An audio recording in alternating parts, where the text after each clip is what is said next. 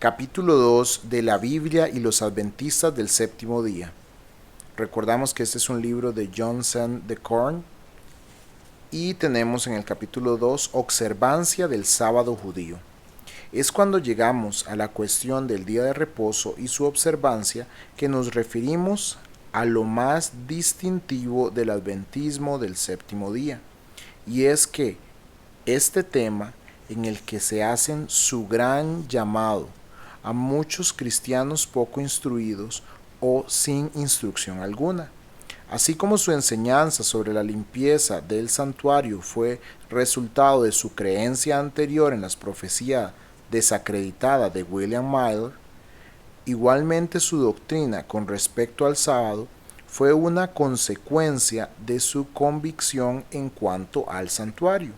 Y es interesante notar aquí que Miller no compartía la creencia de ellos sobre el santuario y escribió: durante mi tiempo publicado, francamente reconocí mi decepción. No confió en ninguna de las nuevas teorías que surgieron de ese movimiento o que hayan sido su cumplimiento de la profecía en cualquier sentido. Pero los adventistas del séptimo día aceptaron que en 1844 marcó la entrada de Cristo en el lugar santísimo para la purificación del santuario y que a su vez abrió el camino para una revelación de la verdad del sábado. La señora White escribió: Cristo había abierto la puerta o ministración del lugar santísimo. La luz brillaba desde aquella puerta abierta del santuario celestial y se mostró que el cuarto mandamiento estaba incluido en la ley que está allí consagrada. Citado de la página 435 de la gran controversia de la señora White. En sus primeros escritos, la señora White había hecho la sorprendente afirmación de que había sido llevada al cielo y se le mostró el mismo edificio en que se guardaba el candelabro, la mesa de los panes de la proposición y el altar, las cortinas y el arca.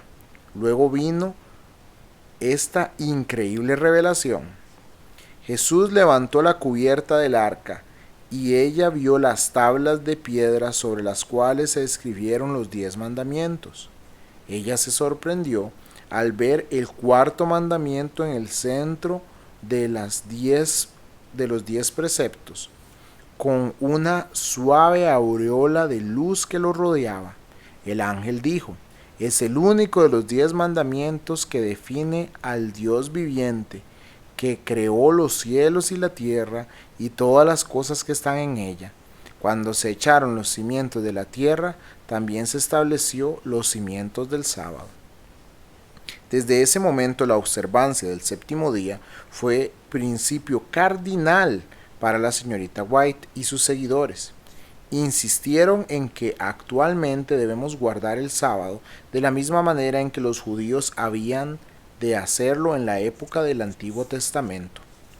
Han tenido que ingeniárselas de alguna manera para evitar encontrarse con serias contradicciones sobre tal declaración. Por ejemplo, a los judíos no se les permitía encender fuego el día de reposo, pero la señorita Wilde lo evadió alegando que en Palestina no hacía frío y que no necesitaban encender fuego, pero evidentemente olvidó Juan 18:18. Pero aparte de tales incoherencias internas en el sistema adventista del séptimo día, el problema principal es poner a prueba su punto de vista según las Escrituras. Si las Escrituras realmente exigieran esto para los tiempos del Nuevo Testamento, tendríamos que cumplirlo por más inconveniente que sea. Pero aquí nuevamente la señora White y sus seguidores han fracasado en dividir correctamente la palabra de verdad, porque no han logrado distinguir entre el carácter del antiguo y de la nueva dispensación. Hay un elemento específicamente judío en los 10 mandamientos que no puede ser trasladado a la práctica del Nuevo Testamento. El mismo encabezado lo muestra. Dios ha sacado a los judíos, no a nosotros, de Egipto en el 5.º mandamiento, la tierra que Jehová tu Dios te da. Claramente se refiere a Palestina, y Palestina no nos ha sido dada. Por lo tanto, podemos aceptar plenamente la posición del Nuevo Testamento de que la ley de Dios pertenece, sin caer de nuevo en una posición esencialmente anticristiana que niega la obra de Cristo al obligar a la Iglesia del Nuevo Testamento a regresar a su contexto del Antiguo Testamento. La Iglesia del Nuevo Testamento no tiene nada más que ver con la ley como un paso hacia la vida eterna. Ahora se ocupa de ella como un ayo que la lleva a Cristo y como guía para una vida de gratitud. Al descubrir lo que esa ley pide de nosotros como expresión de una vida agradecida, debemos descartar el elemento judío y enfocarnos en el elemento espiritual permanente. ¿Qué debemos hacer? Eso es señalado por Jesús en toda su actitud hacia la ley. Lea Mateo 17 al 48 cuidadosamente y encontrará que en repetidas ocasiones Jesús contrasta sus interpretaciones nuevas, más profundas y más espirituales de la ley con lo que ella siempre había significado para Israel. Con respecto al 4.º mandamiento específicamente, Jesús enseñó: el Hijo del Hombre es Señor aún del día de reposo. Marcos 2, 28. Es razonable esperar, por lo tanto, que su aparición en la tierra para nuestra redención tenga un efecto sobre el día de reposo y su observancia. Su venida no cambió la característica permanente del 4.º mandamiento, el cual fija un ritmo en la vida de muchos al tener 6 días de trabajo y 1 de descanso, pero sí cambia la posición relativa de los días de trabajo en comparación con el día de descanso. Todo el Antiguo Testamento señala la venida de Cristo. Por lo tanto, el día de descanso llegaba al final del periodo de la lucha del hombre.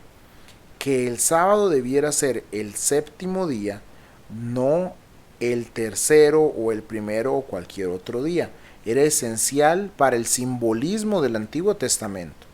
Pero ¿debe la Iglesia del Nuevo Testamento todavía esperar la venida de Cristo en humillación?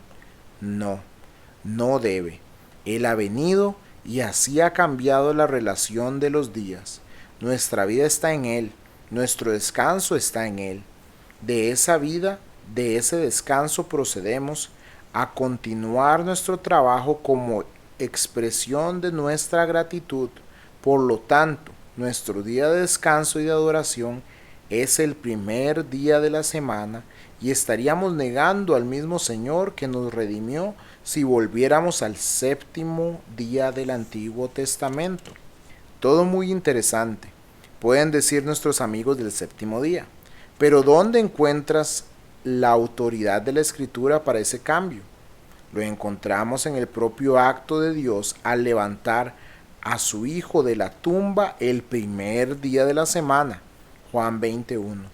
Lo encontramos en el acto mismo de Cristo de aparecer repetitivamente a sus discípulos en el primer día de la semana, Juan 20, 19, 26 y Lucas 24, 36. Lo encontramos en el acto de Dios y en el acto del Salvador glorificado al enviar el Espíritu Santo el primer día de la semana.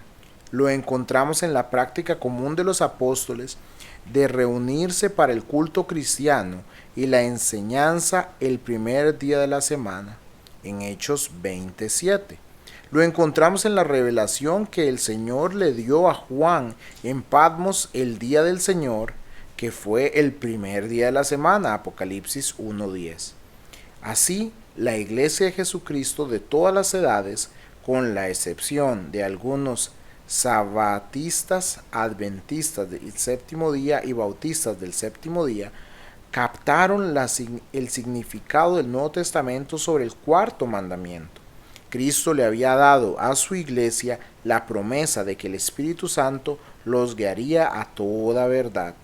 Los adventistas del séptimo día ignoran por completo este desarrollo dirigido por el Espíritu, ignoran la evidencia de las enseñanzas de los apóstoles, ignoran la clara guía de Dios mismo al provocar que estos grandes eventos tuvieran lugar en el primer día de la semana, e ignoran la obvia distinción entre el Antiguo y el Nuevo Testamento.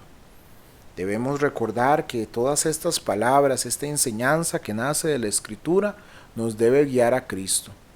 No podemos enseñar a otros y a ayudar a las personas del adventismo del séptimo día a conocer a un Cristo real fuera de una enseñanza humana si nosotros no conocemos realmente a Cristo. Busquemos del Señor, busquemos su palabra y Él nos guiará, como dijo el texto, a toda verdad. Gracias por escucharnos. Recuerda suscribirte a nuestro canal, tocar la campanita para que cada vez que subamos un nuevo video sobre este tema y otros más, puedas estar atento a escucharlo. Bendiciones.